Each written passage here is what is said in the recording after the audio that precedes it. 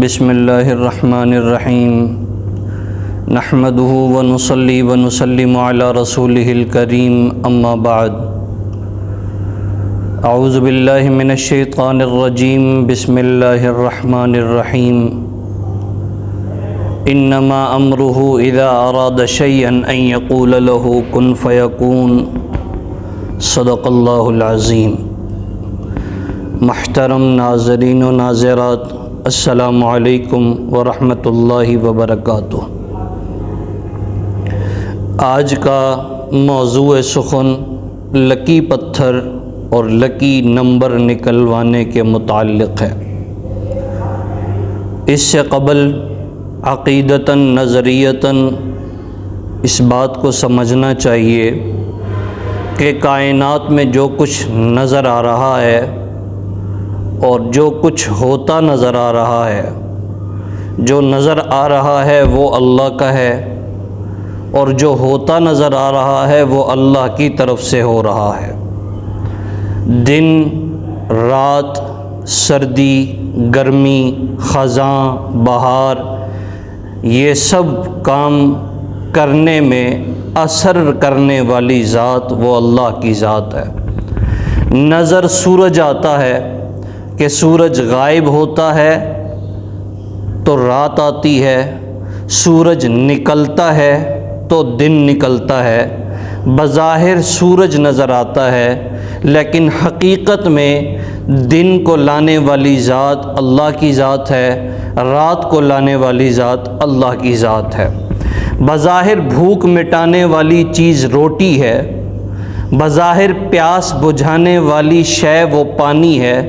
لیکن روٹی کے اندر بھوک مٹانے کی تاثیر دینے والی اللہ کی ذات ہے،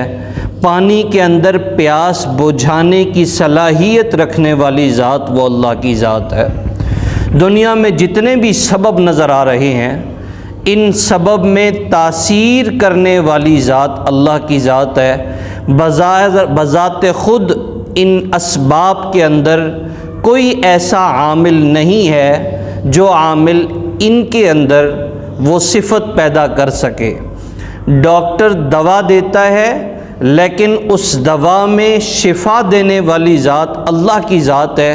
اللہ چاہیں گے تو شفا ملے گی، اللہ نہ چاہیں تو شفا نہیں مل سکتی۔ اللہ چاہیں تو معاملات سیدھے ہوں گے، اللہ نہ چاہیں تو معاملات سیدھے نہیں ہو سکتے۔ اللہ چاہیں تو خوشی آئے گی، اللہ چاہیں تو نقصان ہوگا، اللہ چاہیں تو غم آئے گا۔ دنیا میں جو بھی چیز اسباب سے ہے یا اسباب سے ہٹ کے ہے، اسباب کے اندر بھی اللہ کی ذات اثر کرنے والی ہے، اسباب کے علاوہ بھی اللہ ہی کی ذات اثر کرنے والی ہے۔ یہ ہم سب کا ایمان، نظریہ اور عقیدہ ہے۔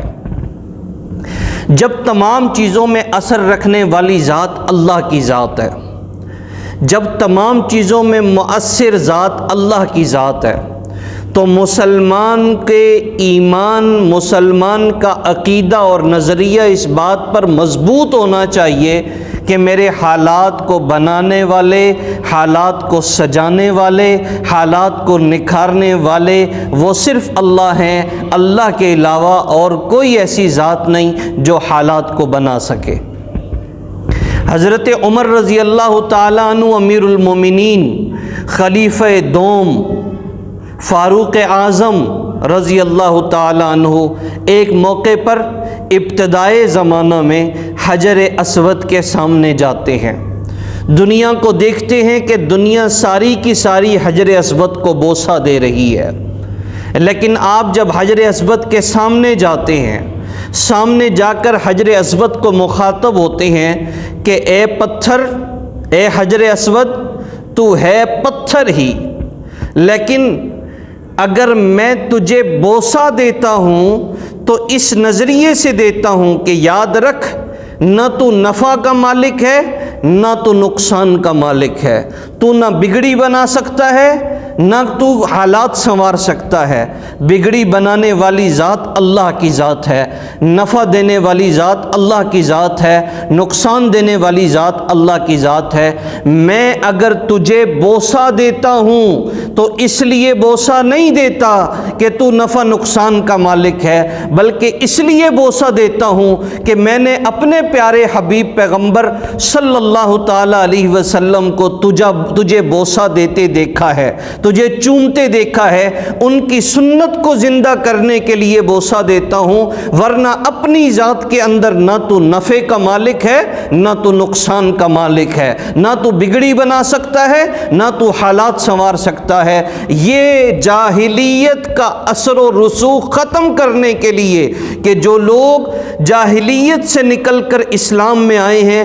اسلام میں آنے کے بعد انہیں پتہ چل جائے کہ آج عمر کس نظریے کے ساتھ حجر اسود کو بوسہ دے رہا ہے۔ وہ تو حجر اسود تھا، وہ تو وہ پتھر تھا جو جنت سے لایا گیا،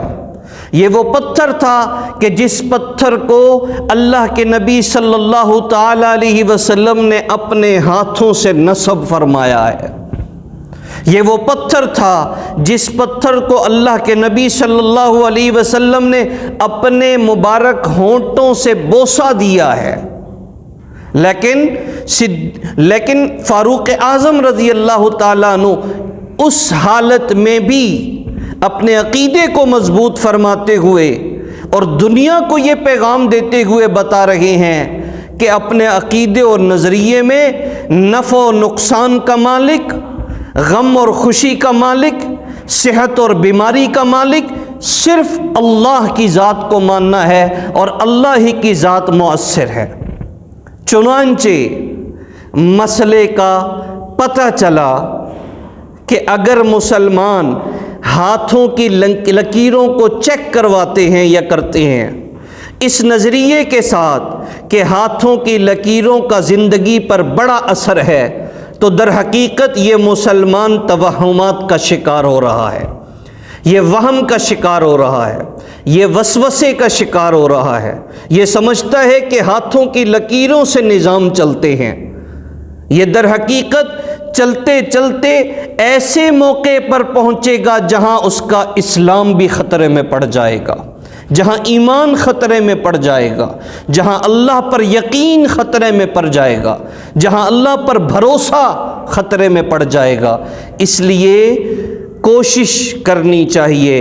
کہ ان لکی نمبروں سے اور لکی پتھروں سے اپنا وہم و گمان اور نظریہ ختم کریں۔